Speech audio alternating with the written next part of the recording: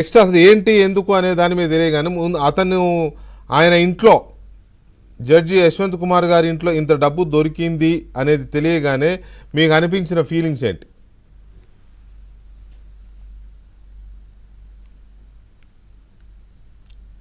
మ్యూట్లో ఉంది సుబ్బారావు, మ్యూట్లో ఉంది. వెంకటకృష్ణ గారు, ఆల్రెడీ ఈ దేశ ప్రజలకి కోస్తా కాస్తో నమ్మకం ఉన్న వ్యవస్థ న్యాయ వ్యవస్థ. కరెక్ట్. దాని మీద కూడా ఇటువంటి ఆరోపణలు రావడం వల్ల, ఎందుకంటే మనం చూసాం ఓవలాపురం మెయిన్ దాంట్లో పాపం సిబిఐ జడ్జి గారు డబ్బు ఎలా తీసుకొని ఎలా సస్పెండ్ అయ్యాడు, తర్వాత ఎలా డిస్మిస్ అయ్యాడు, తర్వాత ఎలా చనిపోయాడో మనం చూసాం. కాబట్టి ఇలాగా న్యాయ వ్యవస్థలో కూడా దిగువ స్థాయి నుంచి ఉన్నత స్థాయి వరకు కూడా పర్సంటేజ్ తక్కువ ఉండొచ్చేమో కానీ అవినీతి అనేది కొనసాగుతున్న అనేది వాస్తవం. ప్రాక్టికల్గా మేము చూస్తా ఉన్నాం. కొన్ని సందర్భాల్లో అయితే చాలా లీస్ట్ పర్సంటేజ్ అంటుంది. అందరినీ న్యాయమూర్తుల్ని నేను ఆ ఘాటుని కట్టాను. కానీ మాకు తూర్పుగోదావరి జిల్లాలో ఒక జడ్జి ఉన్నాడు. పాపం జిల్లా జడ్జి గారికి ఫిర్యాదులు ఇచ్చారు. ఏమంటే, అయ్యా అడ్వకేట్లకు సంబంధం లేకుండా డైరెక్ట్ క్లయింట్లనే ఛాంబర్లోకి పిలిచి బేరం మాట్లాడుకొని కేసులు తీర్పులు ఇచ్చేస్తున్నారు అని చెప్పేసి.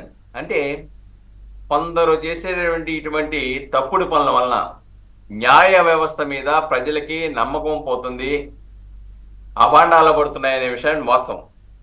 ఇక్కడ మొట్టమొదటిసారిగా ఏ విధంగా ఇంపీచ్ చేయాలి, కామన్గా ఎవరైనా ఒక జడ్జిని ఇంపీచ్మెంట్ పెట్టాలంటే 100 మంది లోక్సభ సభ్యులు కానీ 50 మంది రాజ్యసభ సభ్యులు కానీ వ్రాతపూర్వకంగా ఇస్తే పెట్టాలి. హాజరైన వాళ్ళలో 2/3 మెజారిటీ కనుకుంటే వాళ్ళని ఇంపీచ్ చేయొచ్చు. ఈ భారతదేశంలో నాకు తెలిసినంత వరకు మొట్టమొదటిసారిగా జస్టిస్ వి రామస్వామి గారి మీద ఇంపీచ్మెంట్ ప్రొసీడింగ్ స్టార్ట్ చేశారు. కానీ అప్పుడు ల్యాక్ ఆఫ్ ఓట్స్ రాకపోవడంతో, మెజారిటీ రాకపోవడంతో ఆయన బయటపడిపోయాడు, వేరే విషయం. తర్వాత జస్టిస్ సౌమిత్ర సేన్, ఆమె first judge to be voted for removed from the Rajya Sabha.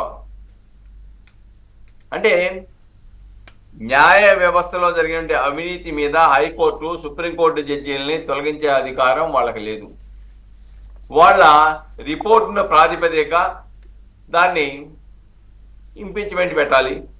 ఇంపీచ్మెంట్లో ఆమోదం జరిగితే ప్రెసిడెంట్ ఆఫ్ ఇండియా వాళ్ళని రిమూవ్ ఫ్రమ్ ది పోస్ట్ అని చెప్పేసి ఆదేశాలు ఇస్తారు. ఇది ప్రొసీజర్. ఇక్కడ ఏమవుతుందంటే, ఆయన్ని పోలీసు వాళ్ళు విచారించిన, సామాన్యుడిగా మిమ్మల్నో నన్నో సామాన్యుడినో ఇంకొక వ్యక్తినో విచారిస్తే 8 రోజుల వరకు ఆగరు. వెంటనే ఇలా జరిగిపోయింది, అలా జరిగిపోయింది, ఇంత సొమ్ము దొరికింది అని మీడియాకి రిలీజ్ చేస్తారు. కానీ దీంట్లో ఎందుకు రిలీజ్ చేయలేదు? ఇది కూడా అదృష్టవశాత్తు ఏంటంటే, ఆయన దురదృష్టం కొద్దీ ఆయన ఈ ఊళ్ళో లేనప్పుడు అగ్ని ప్రమాదం జరగటం, ఆ ఇంట్లో వాళ్ళు వెంటనే ఫైర్ ఆఫీస్కి కాల్ చేయటం, వాళ్ళు రావడం, వచ్చిన తర్వాత ఈ కుప్పలు తెప్పలుగా ఉన్న ఈ డబ్బంతా కనపడటం చూసిన తర్వాత ఉన్నతాధికారులు చెప్పారు. తర్వాత సుప్రీంకోర్టు చీఫ్ జస్టిస్ గారి దృష్టికి వెళ్ళింది. ఆయన కొలీజియం మీటింగ్ వేశారు. మీటింగ్ వేసి 3 men కమిటీ ఏదో వేశామని చెబుతూ ఉన్నారు. అలానే chief justice of Delhi high court కూడా రిపోర్ట్ సబ్మిట్ చేయమని చెప్పేసి వాళ్ళు కోరడం జరిగింది.